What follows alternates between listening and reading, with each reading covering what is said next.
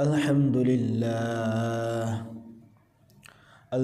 لله نحمده ونستعينه ونستغفره ونعوذ بالله من شرور أنفسنا ومن سيئات أعمالنا من يهده الله فلا مضل له ومن يضلله فلا هادي له ونشهد أن لا إله إلا الله وحده لا شريك له ونشهد أن محمدا عبده ورسوله أرسله بالحق بشيرا ونذيرا وداعيا إلى الله بإذنه وسراجا وقمرا منيرا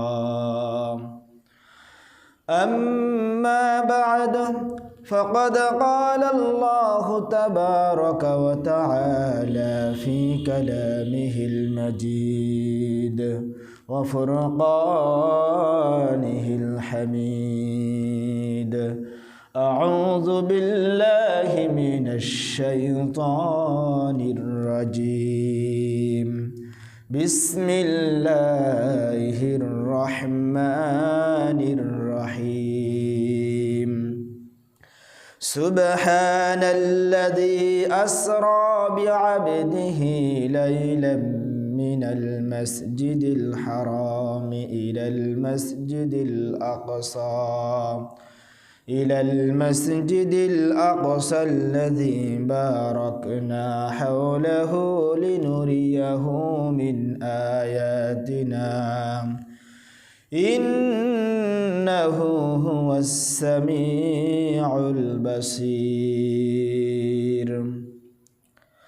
وقال النبي صلى الله عليه وسلم أول ما يحاسب به العبد يوم القيامة الصلاة. وقال أيضا فجل الله لي بيت المقدس فطفقت أخبرهم عن آياته وأنا أنظر إليه أو كما قال عليه الصلاة والسلام. وقال تعالى في شأن حبيبه ما كان محمد أبا أحد من رجالكم ولكن رسول الله وخاتم النبيين وكان الله بكل شيء عليما. إن الله وملائكته يصلون على النبي يا أيها الذين آمنوا صلوا عليه وسلموا تسليما. شكل درود إبراهيم بري اللهم صل على محمد وعلى آل محمد كما صليت على إبراهيم وعلى آل إبراهيم إنك حميد مجيد. اللهم بارك على محمد وعلى آل محمد كما باركت على إبراهيم وعلى آل إبراهيم إنك حميد مجيد. আলহামদুলিল্লাহ, আল্লাহ পাকের লাখো কোটি শুকরিয়া যে মহান আল্লাহ সুবহানাহু ওয়া তাআলা আমাদেরকে দুনিয়ার সমস্ত কাজ কর্ম থেকে ফারেক করে আমাদেরকে মসজিদে আসার তৌফিক দান করেছেন। এজন্য আমরা আল্লাহ পাকের শুকরিয়া আদায় করে সকলেই বলি আলহামদুলিল্লাহ। দরুদ ও সালাম বর্ষিত হোক সেই মহামানবের প্রতি যাহার দেখানো পথেই রয়েছে ইহকালীন কল্যাণ এবং পরকালীন মুক্তি। আমরা সেই নবীর প্রতি আরেকবার ছোট্ট একটি দরুদ পাঠ করি, সকলে বলি সাল্লাল্লাহু আলাইহি ওয়াসাল্লাম। মুহতারাম হাজিরিন, গত জুমায় আমাদের আলোচনা হয়েছিল মেরাজ সম্পর্কে। সেখানে আমরা আলোচনা শুনেছিলাম মেরাজের দুইটা অংশ, একটা হলো ইসরা আর একটা হলো মেরাজ। ইসরার কিছু অংশ হওয়ার পরে ইসরা মোটামুটি একটা পর্যায়ে শেষ হয়েছে এবং মেরাজে আমরা গিয়ে আমাদের সময়ের সংক্ষেপের কারণে আমরা সেখানে সমাপ্ত করেছিলাম। আজকে আমরা মেরাজের বাকি অংশ ইনশাআল্লাহ শুনব। আল্লাহ পাক রব্বুল আলামিন যেন আমাদের প্রত্যেককেই সেই অনুপাতে জীবন গড়ার তৌফিক দান করেন এবং এমন শব্দ যেন আমার মাধ্যমে আল্লাহ পাক মুখ থেকে বের করেন যা আমার এবং আপনাদের সকলের জন্য কল্যাণ করা হয়। আল্লাহ পাক সেই তৌফিক আমাকে দান করেন, আমিন। মুহতারাম হাজিরিন, আল্লাহ সুবহানাহু ওয়া তাআলা এই মাসে আল্লাহর হাবিব সাল্লাল্লাহু আলাইহি ওয়াসাল্লামকে মেরাজে নিয়ে গিয়েছিলেন। সেই দিনটা হচ্ছে আজকে। বাংলাদেশ চাঁদ দেখা কমিটির ঘোষণা অনুযায়ী আজ 16 জানুয়ারি, আজকে রাতেই, মানে এই দিন যাওয়ার পরে যে রাত শুরু হবে এই রাতেই আজকে শবে মেরাজ পালিত হবে। এই ঘোষণা বাংলাদেশ জাতীয় চাঁদ দেখা কমিটিরা তারা এটা ঘোষণা করেছেন অফিসিয়ালভাবে।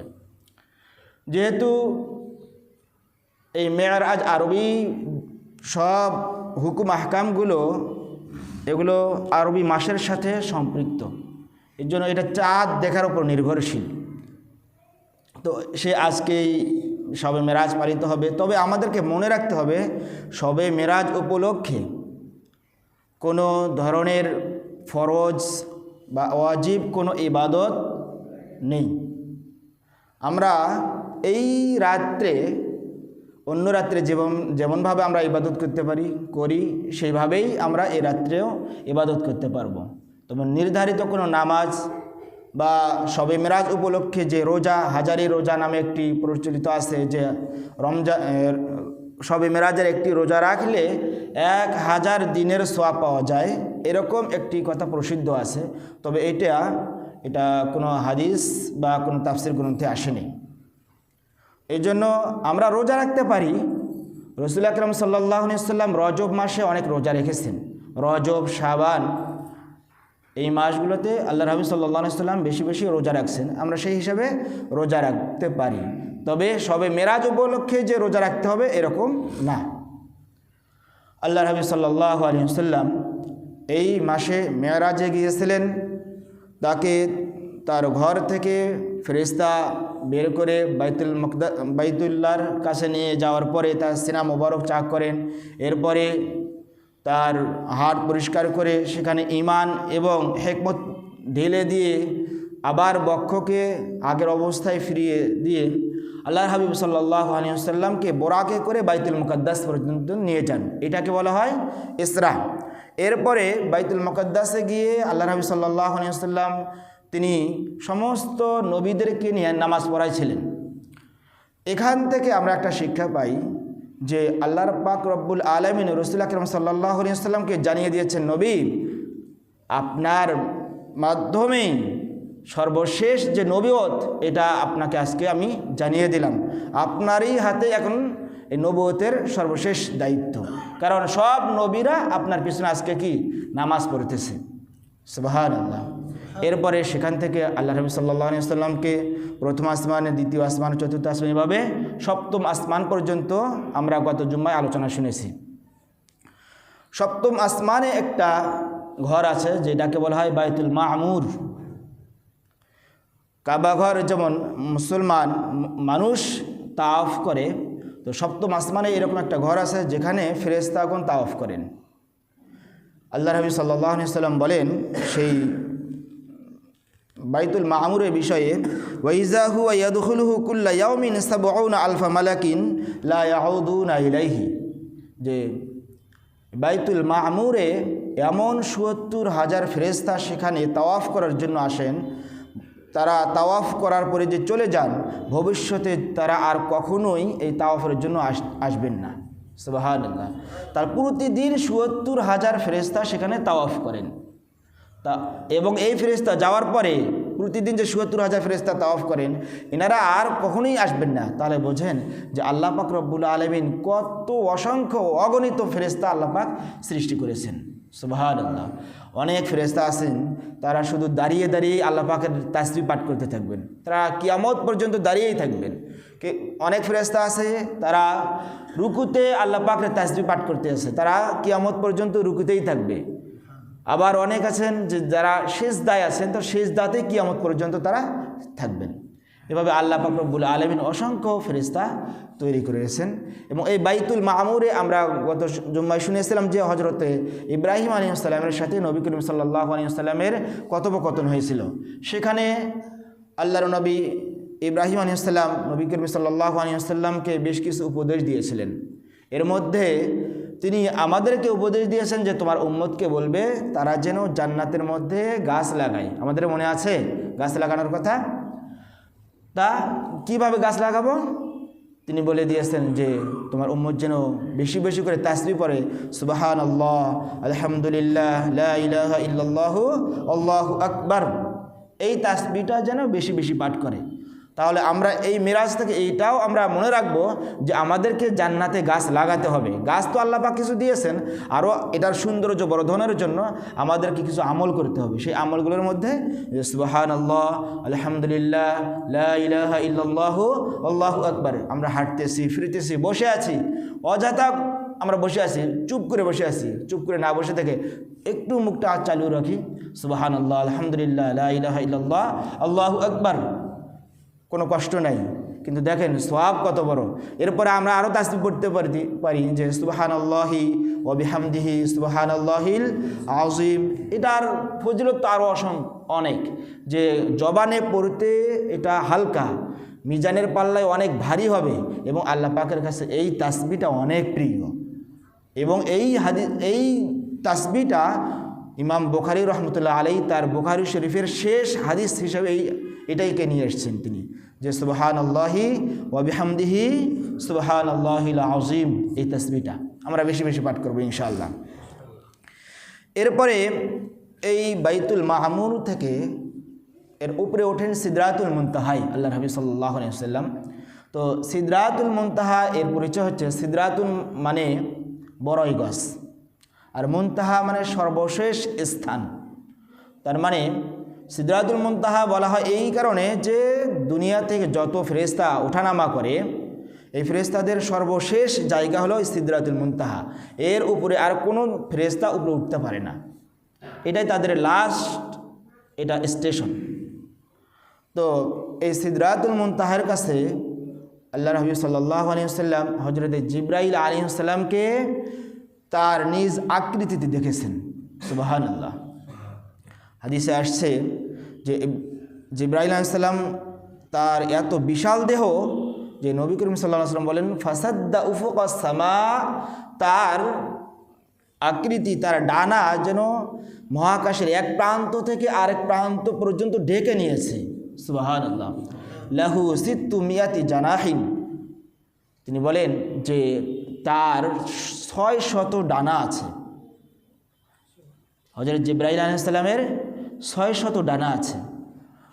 এইটা নবী করিম সাল্লাল্লাহু আলাইহি ওয়াসাল্লাম যে জিবরাইল আলাইহিস সালামকে দেখেছেন, এটা কোরআনেও আল্লাহ পাক রব্বুল আলামিন সূরা নাজমের মধ্যে বলেন, ওয়ালাকাদ রাআহু নাজলাতান উখরা ইনদা সিদরাতিল মুনতাহা ইনদাহা জান্নাতুল মাওয়া।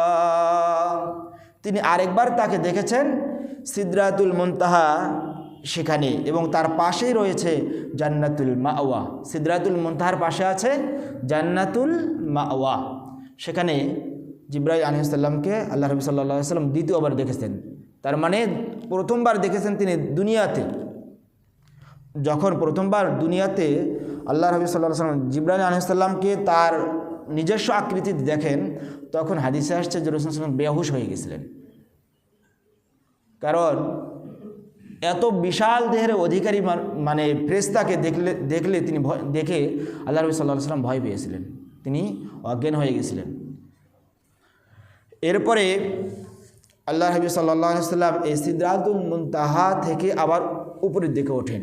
এই সময় নবী করিম সাল্লাল্লাহু আলাইহি ওয়াসাল্লাম একাই ছিলেন, ফেরেশতা আর উপরে ওঠেননি। তাহলে দেখেন এখানেও আল্লাহ নবী সাল্লাল্লাহু আলাইহি ওয়াসাল্লাম মর্যাদা দেওয়া হচ্ছে যে যেখানে সব ধরনের সৃষ্টি, যার শেষ সীমান্ত আর উপরে উঠতে কেউ পারবে না, আল্লাহর হাবিব সাল্লাল্লাহু আলাইহি ওয়াসাল্লামকে আল্লাহ পাক রব্বুল আলামিন এর উপরেও উঠিয়ে নিয়েছেন। এখানেও আল্লাহ হাবিব সাল্লাল্লাহু আলাইহি ওয়াসাল্লামকে তিনি সর্বোচ্চ মাকাম, সর্বোচ্চ শ্রেষ্ঠত্ব, তার সম্মান আল্লাহ পাক দিয়েছেন। সুবহানাল্লাহ। এরপরে সেখানে আল্লাহ পাকের কাছে আল্লাহ হাবিব সাল্লাল্লাহু আলাইহি ওয়াসাল্লাম যান, সেখানে আল্লাহ পাকের সাথে কথোপকথন হয়। আল্লাহ পাক রব্বুল আলামিন বলেন, ফাআউহা ইলা আবদিহি মা আউহা, তিনি তার বান্দাকে যা ওহী করার তিনি ওহী করলেন। আল্লাহ পাক রব্বুল আলামিনের কাছে যখন রাসূল আকরাম সাল্লাল্লাহু আলাইহি ওয়াসাল্লাম গেলেন, তখন আসমান থেকে একটি আওয়াজ হলো যে আপনি আপনার প্রতিপালকের কাছে একটা হাদিয়া পেশ করেন। তখন নবীজি সাল্লাল্লাহু আলাইহি ওয়াসাল্লাম ভাবলেন, আমি কি হাদিয়া পেশ করব?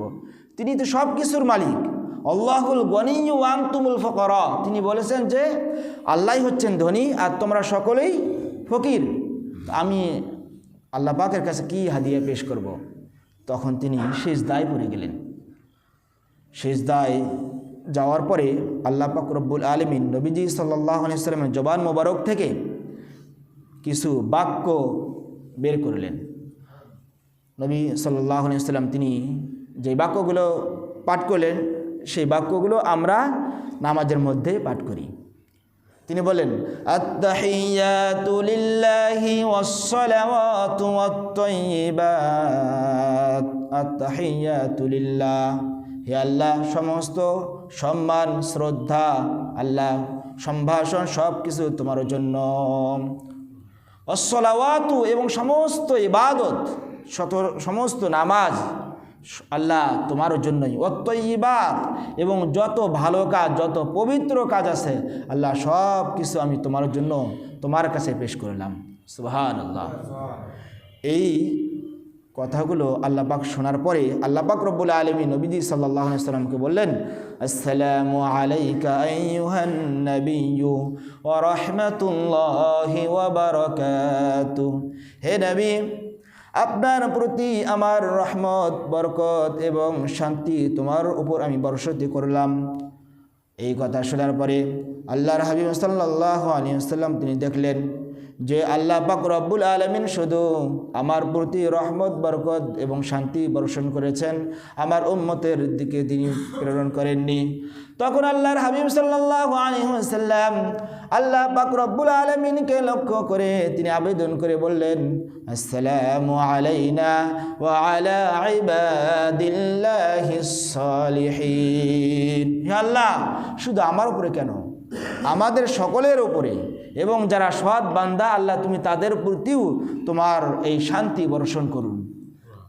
এই কথোপকথন যখন হয়ে যায় তখন ফেরেশতারা এই বাক্যগুলো শুনতে পায়। তখন সমস্ত ফেরেশতা এক বাক্যে, আরেক বর্ণনা আছে শুধু জিবরাইল আলাইহিস সালাম এই তিনি বলেন, আশহাদু আল্লা ইলাহা ইল্লাল্লাহু ওয়া আশহাদু আন্না মুহাম্মাদান আবদুহু ওয়া রাসূলুহু, আমি সাক্ষ্য দিচ্ছি যে আশহাদু আল্লা ইলাহা ইল্লাল্লাহ, আমি সাক্ষ্য দিচ্ছি যে আল্লাহ ছাড়া কোনো মাবুদ নেই, ওয়া আন্না মুহাম্মাদান আবদুহু ওয়া রাসূলুহু, এবং মুহাম্মদ সাল্লাল্লাহু আলাইহি ওয়াসাল্লাম আল্লাহ পাকের বান্দা ও রাসূল।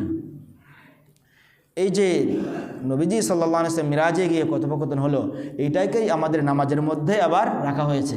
এই জন্যই বলা হয় আসসালাতু মিরাজুল মুমিনিন, মুমিনদের মেরাজ হচ্ছে নামাজ।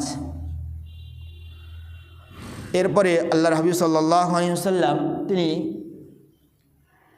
আল্লাহ পাক রব্বুল আলামিনের সাথে অনেক কথোপকথন হয়।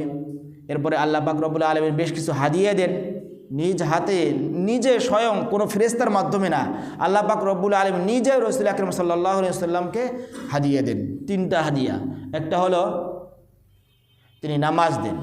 নামাজটা আমরা জানি যে 50 ওয়াক্ত দিয়েছিলেন, এরপরে কমতে কমতে 5 ওয়াক্ত, তবে 50 ওয়াক্তেরই সওয়াব দিয়েছেন। এখান থেকে আল্লাহর হাবিব সাল্লাল্লাহু আলাইহি ওয়াসাল্লামকে একটি সুসংবাদ দেওয়া হয়েছে যে আপনার উম্মত তারা ইবাদত কম করবে কিন্তু সওয়াব তাদের জন্য বেশি হবে। সুবহানাল্লাহ। এবং সেখানে আল্লাহর হাবিব সাল্লাল্লাহু আলাইহি ওয়াসাল্লামকে আল্লাহ পাক রব্বুল আলামিন বলেন যে আপনার উম্মত একটা ভালো কাজ করার ইচ্ছা পোষণ করলেই আমি আল্লাহ পাক রব্বুল আলামিন তার জন্য একটা সওয়াব লিপিবদ্ধ করব। সুবহানাল্লাহ। আর এই ভালো কাজটা সম্পাদনের পরে আমি তাকে 10 গুণ বৃদ্ধি করে দেব। সুবহানাল্লাহ। আর কেউ যদি কোনো অন্যায় কাজের ইচ্ছা পোষণ করে তাহলে আমি তার গুনাহ লিখব না যতক্ষণ না সেই গুনাহের কাজটা সে সম্পাদন করেছে। যখন সে গুনাহটা করবে তখন আমি ওই একটাই লিখব, বেশি লিখব না। সুবহানাল্লাহ। তাহলে দেখেন সওয়াব বেশি হবে নাকি গুনাহ বেশি হবে? সওয়াবটাই বেশি হবে। আল্লাহ পাক রব্বুল আলামিন আমাদেরকে কত মহব্বত করেন যে আমাদের সওয়াব যেন বেশি হয়, এই দিকেই আল্লাহ পাক রব্বুল আলামিন লক্ষ্য করেছেন।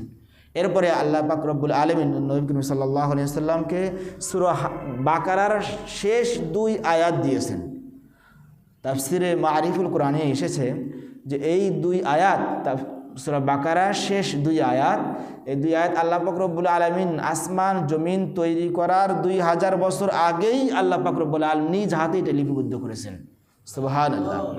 এটার অনেক ফজিলত আছে, আমরা চেষ্টা করব এটাকে মুখস্থ করার, যে আমরা রসুল থেকে শেষ পর্যন্ত।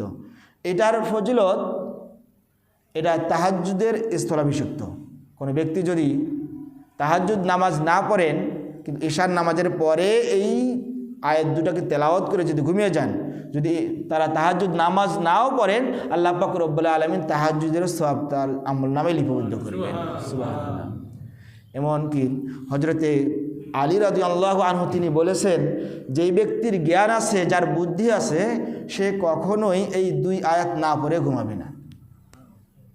তাহলে কত গুরুত্বপূর্ণ একটি দোয়া। আল্লাহ নবী সাল্লাল্লাহু আলাইহি ওয়াসাল্লাম বলেছেন যে তোমরা এই 2টা আয়াত তোমরা নিজেরা শিখবে, তোমাদের পরিবারের লোকদেরকে শিক্ষা দেবে, সন্তানদেরকে শিক্ষা দেবে, স্ত্রীদেরকে শিক্ষা দেবে। এবং এটা অত্যন্ত একটা গুরুত্বপূর্ণ একটা দোয়া। আমরা চেষ্টা করব ইনশাআল্লাহ সূরা বাকারার শেষ 2 আয়াত মুখস্থ করার। এরপরে আল্লাহ পাক রব্বুল আলামিন তার কাছ থেকে নবীজি সাল্লাল্লাহু আলাইহি ওয়াসাল্লাম দুনিয়াতে আগমন করলেন। আসার পরে ফজর নামাজ আদায় করলেন। এরপরে বাইতুল্লাহর পাশে তিনি চিন্তিত অবস্থায় বসে আছেন। তিনি ভাবতেছেন যে আমি রাতে যে মিরাজ আমার হয়ে গেল, এটা যদি আমি মানুষদের সামনে প্রকাশ করি তাহলে তারা আমাকে মিথ্যা প্রতিপন্ন করবে, এই চিন্তা তিনি করতেছেন। আল্লাহর হাবিব সাল্লাল্লাহু আলাইহি ওয়াসাল্লাম বলেন, সর্বপ্রথম যেই লোকটার সাথে আমার দেখা হয় সেটা হলো আল্লাহর শত্রু আবু জাহল। আবু জাহলের সাথে আমার সাক্ষাৎ। সে আমাকে এসে বলে, হাল কানা মিন শাইইন খাবিরিন, কোনো খবর আছে ভাতিজা, কোনো খবর আছে? রাসূল সাল্লাল্লাহু আলাইহি ওয়াসাল্লাম বলেন, হ্যাঁ খবর আছে। বলছে কী খবর? আমাকে আজকে মিরাজ করা হয়েছে, আজকে আমি মিরাজে গিয়েছিলাম। বলছে কত দূর? বাইতুল মাকদিস পর্যন্ত গিয়েছিলাম, সেখান থেকে 7 আসমান পর্যন্ত ভ্রমণ করে আল্লাহ পাকের সাক্ষাৎ করে আবার আমি চলে আসছি। বলছে তাই? আবু জাহল ভাবছে, যাক আজকে একটা সুযোগ পাওয়া গেল নবীজিকে আজকে মিথ্যাবাদী প্রমাণিত করার। সে যে মিথ্যুক এটা আজকে আমরা প্রমাণিত করব, আজকে একটা সুযোগ পেলাম। তো বলছে, ভাতিজা তুমি যে আমাকে যে কথাটা বললা, এই কথা কি তুমি বলতে পারবা তোমার জাতির কাছে? বলছে হ্যাঁ বলতে পারবো। ঠিক আছে, তাহলে আমি ডাক দিই। তো তিনি লোকদেরকে ডাকা শুরু করলেন। সমস্ত লোক একত্রিত হলো, সামনে উপস্থিত হয়ে গেল। তখন তিনি বললেন, হাদ্দিস কওমাকা ইয়া মুহাম্মদ, হাদ্দিস কওমাকা বিমা হাদ্দাসতানি, তুমি তোমার জাতিকে বলো ওই কথাগুলো যা তুমি একটু আগে আমাকে বলছো। তখন নবীজি সাল্লাল্লাহু আলাইহি ওয়াসাল্লাম সব কিছু খুলে বললেন। তখন এই কথা শোনার পরে উপস্থিত ব্যক্তিরা তারা কেউ কেউ হাতের উপরে হাত রাখতে শুরু করলো, হাততালি দিচ্ছিল, আবার কেউ মাথায় হাত দিচ্ছে, মানে আশ্চর্য হয়ে, যেটা কিভাবে সম্ভব? যেটা বাইতুল মাকদিস হচ্ছে বাইতুল্লাহ থেকে 1600 কিলোমিটার, যা তখনকার সময়ে 1 মাসের দূরত্ব। এত দূরত্বর জায়গা এক রাতে তিনি গেছেন, সেখানে আবার 7 আসমান পাড়ি দিয়ে আবার মক্কায় চলে আসছেন, আবার ফজর নামাজ পড়েছেন। এটা কি সম্ভব? এটা কি মানে এরকম তাদের চিন্তায় এসে গেছে। এরপরে রাসূল আকরাম সাল্লাল্লাহু আলাইহি ওয়াসাল্লামকে তারা পরীক্ষা করার জন্য, তাকে মিথ্যুক প্রমাণিত করার জন্য আরও কিছু প্রশ্ন করে। এমন কিছু প্রশ্ন করে যেগুলো অহেতুক। যেমন যদি আপনাদেরকে আমি বলি যে এই মসজিদে কয়টা জানালা আছে, বলতে পারবেন কয়জন? অথচ আমরা অনেক মানুষ কিন্তু এখানে কি প্রতিনিয়ত আমরা আসতেছি, এখানে নামাজ পড়তেছি, কিন্তু আমরা জানি না এখানে কয়টা জানালা আছে। এমনকি আমাদের কমিটির লোকেরাও অনেকে বলতে পারবেন না যে কয়টা জানালা আছে। তো আল্লাহ নবী সাল্লাল্লাহু আলাইহি ওয়াসাল্লামকে কাফেরেরা জিজ্ঞেস করেছে যে বাইতুল মাকদিস সম্পর্কে আপনি আমাদেরকে খবর দেন, যে বাইতুল মাকদিসের কয়টা জানালা আছে, সব কিছু আমাদেরকে বর্ণনা করেন। নবীজি সাল্লাল্লাহু আলাইহি ওয়াসাল্লাম কি ওখানে বাইতুল মাকদিসের জানালা করানোর জন্য গেছিলেন? বলেন, যাননি। তিনি সেখানে গেছেন। এরপরে আল্লাহ রাসূল সাল্লাল্লাহু আলাইহি ওয়াসাল্লাম যা সম্ভব তিনি বলতেছেন, তাদের উত্তর দিচ্ছেন। এমনকি এমন কিছু প্রশ্ন করেছে রাসূল আকরাম সাল্লাল্লাহু আলাইহি ওয়াসাল্লাম, তখন সংশয় তৈরি হয়েছে যে কি বলবো এখন। তিনি অনেক পেরেশানিতে পড়ে গেছেন। আল্লাহ পাক রব্বুল আলামিন তখন বাইতুল মাকদিসটাকে রাসূল আকরাম সাল্লাল্লাহু আলাইহি ওয়াসাল্লামের সামনে উদ্ভাসিত করেছেন। সুবহানাল্লাহ। হাদিসে আসছে, ফাজাল্লাল্লাহু লি বাইতুল মাকদিস ফাতাফাকতু উখবিরুহুম আন আয়াতিহি ওয়া আনা আনজুরু ইলাইহি। যে বাইতুল মাকদিসটাকে আল্লাহ পাক রব্বুল আলামিন আমার সামনে তুলে ধরেন, আমি তখন তাদের প্রশ্নগুলো, তারা যা আমাকে প্রশ্ন করে, আমি সেই প্রশ্নের উত্তর এই বাইতুল মাকদিসটাকে দেখে দেখে দিচ্ছিলাম। সুবহানাল্লাহ। দেখেন, কাফেরেরা নবী করিম সাল্লাল্লাহু আলাইহি ওয়াসাল্লাম যত তাকে লাঞ্ছিত করার চেষ্টা করেছে, আল্লাহ পাক রব্বুল আলামিন নবী করিম সাল্লাল্লাহু আলাইহি ওয়াসাল্লামকে ততই সম্মানিত করেছেন। রাতের বেলায় তো একটা অলৌকিক ঘটনা হয়ে গেল, আবার দিনের বেলাও ফজরের পরে আরেকটা অলৌকিক ঘটনা, যে বাইতুল মাকদিসটাকে আল্লাহ পাক রব্বুল আলামিন তার সামনে উপস্থিত করেছেন। সুবহানাল্লাহ। এরপরে উপস্থিত লোকজন সবাই বলল, হ্যাঁ, যা বলেছেন তার তো সব সত্যি। কিন্তু তবুও তাদের অনেকের ভাগ্যে ঈমান আনার এই সুযোগটা তাদের হয়নি। আল্লাহ পাক রব্বুল আলামিন নবী করিম সাল্লাল্লাহু আলাইহি ওয়াসাল্লামকে এই মর্যাদা দিয়েছিলেন সবে মেরাজের। কেউ যদি এটাকে অস্বীকার করে তাহলে সে যেন কোরআনকেই অস্বীকার করবে। হাদিসে ইসলামী একটি আকীদা হচ্ছে, মান ইনকারল ইসরা ফাকাদ কাযযাবাল কুরআন ওয়া মান কাযযাবাল কুরআনা ফাকাদ কাফারা। যে ব্যক্তি ইসরাকে, মেরাজকে যারা অস্বীকার করবে, সে যেন কোরআনকে অস্বীকার করলো, নাউজুবিল্লাহ। আর যে কোরআনকে মিথ্যা প্রতিপূর্ণ করবে, অস্বীকার করবে, সে কাফের হয়ে যাবে। যেহেতু ইসরার ব্যাপারে, মেরাজের ব্যাপারে আল্লাহ পাক রব্বুল আলামিন কুরআনুল কারীমে বলেছেন, ইসরার ব্যাপারে সরাসরি আয়াতই নাজিল করেছেন। আর মেরাজের ব্যাপারে যেহেতু সিদরাতুল মুনতাহার পাশে হযরত জিবরাইল আলাইহিস সালামকে দেখছেন, ওয়ালাকাদ রাআহু নাযলাতান উখরা ইনদা সিদরাতিল মুনতাহা, সেখানে জিবরাইল আলাইহিস সালামকে দেখেছেন। এখানে প্রমাণিত হয় যে আল্লাহ রাসূল সাল্লাল্লাহু আলাইহি ওয়াসাল্লাম তিনি সপ্তম আসমান পর্যন্ত যে উঠেছেন, এটা কোরআনের দ্বারাও কি আমরা বুঝতে পারলাম। তো আল্লাহ পাক রব্বুল আলামিন নবী করিম সাল্লাল্লাহু আলাইহি ওয়াসাল্লামকে এই মর্যাদায় তিনি যেই হুকুমগুলো দিয়েছেন, তার মধ্যে বিশেষ একটি হচ্ছে ইবাদত, হচ্ছে নামাজ। আল্লাহ পাক রব্বুল আলামিন নামাজটাকে বিশেষ একটি হাদিয়া দিয়েছেন। আমরা আজ থেকে নিয়ত করব ইনশাআল্লাহ যে আমরা কখনোই আর নামাজ আমরা ছাড়ব না ইনশাআল্লাহ। মিরাজের একটি শিক্ষা হচ্ছে এই নামাজ কায়েম করা, নামাজ পড়া, নিজেদের পরিবারদের লোকদেরকে নামাজের জন্য উদ্বুদ্ধ করা। আল্লাহ পাক রব্বুল আলামিন আমাদের প্রত্যেককেই এই নামাজের পাবন্দী হওয়ার তৌফিক দান করুন। এবং আল্লাহ রাসূল সাল্লাল্লাহু আলাইহি ওয়াসাল্লাম জান্নাত, জাহান্নাম অনেক কিছু দেখেছেন। আমরা ইনশাআল্লাহ পর্যায়ক্রমে এক সময় আমরা জান্নাতে কী কী দেখেছেন এবং জাহান্নামে কী দেখেছেন, আমরা এগুলো বিষয় ইনশাআল্লাহ আলোচনা এক সময় করব ইনশাআল্লাহ। আল্লাহ পাক রব্বুল আলামিন আমাদের প্রত্যেককেই তার রেজামন্দি হাসিল করার তৌফিক দান করুন। সকলে বলি আমিন। ওয়া আখিরু দাওয়ানা আলহামদুলিল্লাহি রাব্বিল আলামিন।